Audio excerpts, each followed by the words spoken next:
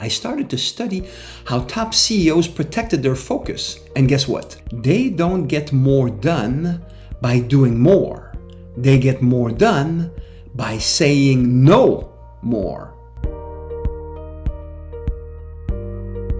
Hello there and welcome back. I'm Francois Lupien, the CEO's secret weapon. Not too long ago, I found myself in a situation that I know every CEO can relate to. I started the day with a clear focus, big strategic moves to impact, and high-powered decisions. But before I even got rolling, my inbox blew up. A team member knocked at my door. Hey, Francois, got a minute? And of course, that minute turned into an hour. Then came another request, another distraction, and before I knew it, my day had disappeared. And by the end of it, I felt exhausted. Yet, I hadn't actually moved the needle on anything that mattered. That's when it hit me. I was leading, and I was not leading in a proper way.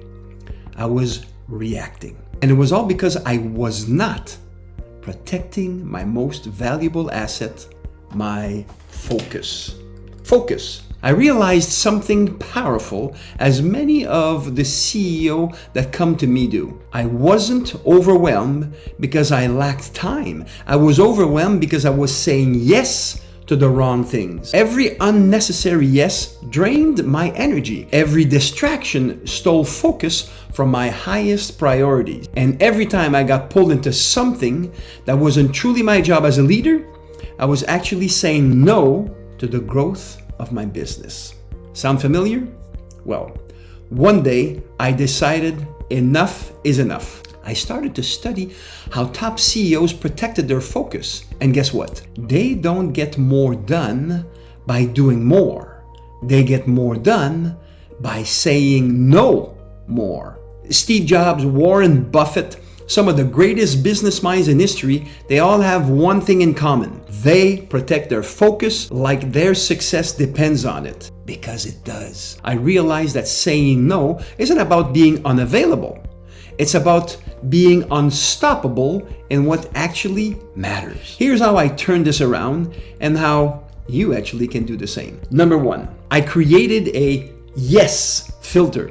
Now, before I commit to say anything to anyone, I ask myself, does this directly move my business forward? And also I ask myself, would my future self thank me for this decision? If the answer isn't a clear strategic yes, then it's a definite no without guilt. Number two, I learned to delegate without guilt. There was a time where I felt like I had to handle everything myself. After all, if I wanted it done right, I had to do it, right? Well, wrong. Now, when someone brings me an issue, I don't immediately take it on.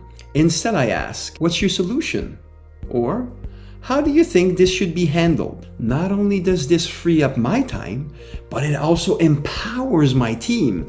So whenever my team needs advice on a problem, they cannot come unto me until they have thought about at least 2 good potential solutions. Period. Non-negotiable. You'll see, it's marvelous. Number 3, I mastered the no script. The hardest part of saying no, you feel, is feeling like you're letting people down. So I built a system for it. I'm going to share it with you right now. Here's how I say no with authority and grace. When it's distractions, I say, I appreciate this, but I need to stay locked into my top priority right now. If it's for meeting requests, I say, let's circle back in a few weeks if it's still relevant. You see, putting it back onto their shoulder. They can actually solve more than we think. Also, for unnecessary commitments, I say, I'd love to, but I'm fully committed to higher priority initiatives at this moment. And here's the kicker. No one was upset. People actually started respecting my time more. The day I mastered saying no was the day my leadership transformed. I stopped feeling overwhelmed. I stopped reacting and leading in a proper way. And my business, it grew because my focus was finally where it needed to be. Now, I ask you, where in your life do you need to start saying no?